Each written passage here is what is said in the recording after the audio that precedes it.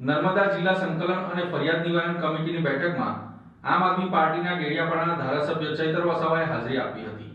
આજે નર્મદા જિલ્લા સંકલન તથા ફરિયાદ નિવારણ કમિટીની બેઠક યોજાઈ હતી।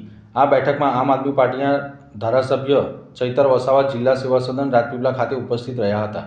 બેઠક દરમિયાન નર્મદા જિલ્લાના લોકોની વિવિધ સમસ્યાઓ અને પ્રશ્નો અંગે વિસ્તૃત ચર્ચા કરવામાં આવી હતી।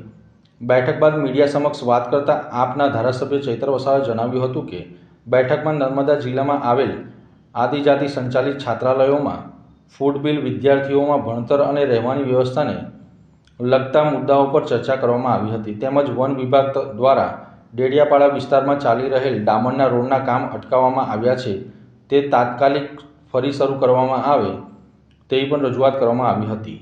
ચૈતર વસાવાએ જણાવ્યું હતું કે નર્મદા જિલ્લાના લોકોના હિતમાં વહીવટીતંત્ર અને પદાધિકારીઓ વચ્ચે યોગ્ય સંકલન થકી કામકાજ આગળ વધે તે જરૂરી છે। બેઠકમાં નેશનલ હાઈવે પર આવેલ કેટલાક બ્રિજ બંધ હોવાના મુદ્દે પણ ચર્ચા થઈ હતી, જેને વહેલી તકે શરૂ કરવાની માંગ કરવામાં આવી હતી। નર્મદા જિલ્લાના તમામ તાલુકામાં સબવાહિની પૂરી પાડવામાં આવે। કરજણ ડેમના વિસ્થાપિત નર્મદા ડેમના 6 જેટલા અસરગ્રસ્ત ગામોને વળતરથી વંચિત રાખવામાં આવ્યા છે, તેઓને તેમની જમીન મળે તે દિશામાં ચર્ચા કરવામાં આવી હતી।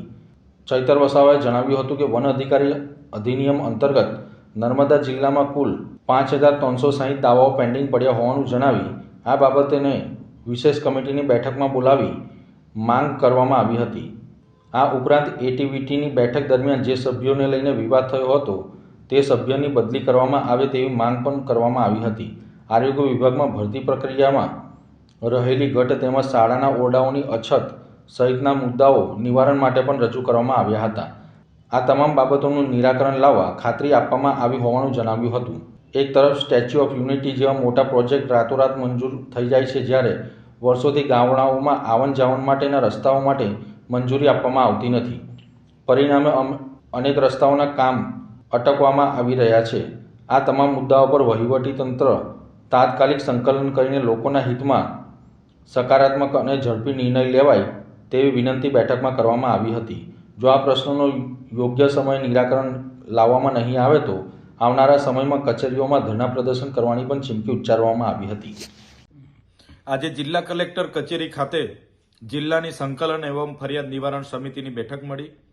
આ સંકલન સમિતિની બેઠકમાં સાંસદશ્રી, જિલ્લાના પ્રમુખશ્રી અને અમારા જેવા ધારાસભ્યશ્રીના અનેક લોકહિતના પ્રશ્નો હોય છે, ત્યારે અધિકારીઓ આનો સત્વરે નિરાકરણ લાવે એ અપેક્ષા સાથે અમે સંકલનમાં જતા હોઈએ છીએ।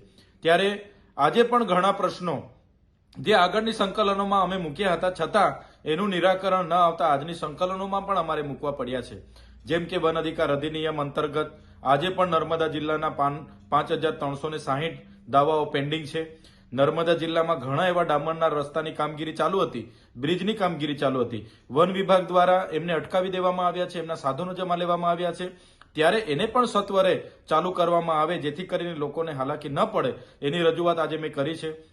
નર્મદા જિલ્લામાં આદિજાતિ વિભાગથી સંચાલિત જેટલી પણ છાત્રાલયો છે, આશ્રમ શાળાઓ છે, ત્યાં અભ્યાસ કરતા બાળકોને પૌષ્ટિક આહાર મળે, ગુણવત્તાસભર શિક્ષણ મળે અને રહેવા જમવાની વ્યવસ્થિત સગવડો મળે એની પણ અમે આજે વાત કરી છે। સાથે સાથે નર્મદા જિલ્લામાં જે ડોક્ટરોની ઘટ છે, સ્ટાફ નર્સની ઘટ છે, એવી ઘટ પણ પૂરો કરવામાં આવે અને નર્મદા જિલ્લામાં સબવાહિની નથી તો તમામ તાલુકાઓમાં પણ સબવાહિનીઓ પૂરી પાડવામાં આવે એ પ્રકારની રજૂઆતો આજે થઈ છે। સાથે સાથે જે એટીવીટીની મિટિંગમાં જે અમને વિશ્વાસમાં લીધા વગર જે બિન આદિવાસીને સભ્ય બનાવવામાં આવ્યા છે, ત્યારે એ બિન આદિવાસી સભ્યને રદ કરવામાં આવે અને ફરી સભ્યની નિમણૂક અમને વિશ્વાસમાં લઈને કરવામાં આવે એ બાબતની રજૂઆત કરી છે। સાથે સાથે નેશનલ હાઈવે હોય, સ્ટેટ હાઈવે હોય, જિલ્લા પંચાયતના રોડના કામો સત્વરે પૂર્ણ કરવામાં આવે અને ગુણવત્તાસભર કામો કરવામાં આવે એની પણ અમે આજે રજૂઆત કરી છે। કરજણ ડેમના વિસ્થાપિતો હોય, નર્મદા ડેમના જે 6 જેટલા અસરગ્રસ્ત ગામો છે એમને પણ આજે વળતરથી વંચિત રાખવામાં આવ્યા છે, એમને પણ જમીનોમાં નામ નથી ચડ્યા, એમને પણ એમની જમીનો મળે એ બાબતની પણ અમે ચર્ચાઓ કરી છે। સાથે સાથે નર્મદા જિલ્લો અતિ પછાત જિલ્લો હોય ત્યારે નર્મદા જિલ્લામાં એને આગળ લાવવા માટે કઈ પ્રકારના પ્રયાસો કરવા જોઈએ એની વિશેષ ચર્ચા થઈ છે। ત્યારે ઘણા અધિકારીઓ નર્મદા જિલ્લામાં નર્મદા જિલ્લાના લોકોનો વિકાસ થાય એમાં એમને રસ નથી એવું અમને લાગે છે. ઘણા અધિકારીઓ પોતાની મનમાની કરે છે. આજે પણ કેટલાક અધિકારીઓ ગેરહાજર હતા અને કેટલાક અધિકારીઓ સંકલનમાં કોરમ પૂરું કરવા આવતા હોય એવું અમને લાગે છે. જો સંકલનમાં અમે જેટલા પણ પ્રશ્નો રજૂઆતો કરી છે એનો જો સત્વરે નિરાકરણ નહીં આવશે તો આવનારા દિવસોમાં અધિકારીઓને એમના જેવા જ જવાબો આપવા માટે પણ અમે તૈયાર છે.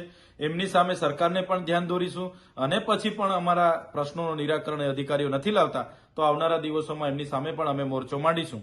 આજે જિલ્લા સંકલનમાં અમને આશ્વાસનો મળ્યા છે. જો એ પ્રશ્નોનો યોગ્ય નિરાકરણ આવનારા દિવસોમાં નહીં આવે તો અમારે ચોક્કસપણે એ પ્રશ્નોને વાચા આપવા માટે એમની કચેરીઓ તરફ ધરણા પણ કરવા પડે તો ધરણા પણ અમે આવનારા ભવિષ્યમાં કરીશું.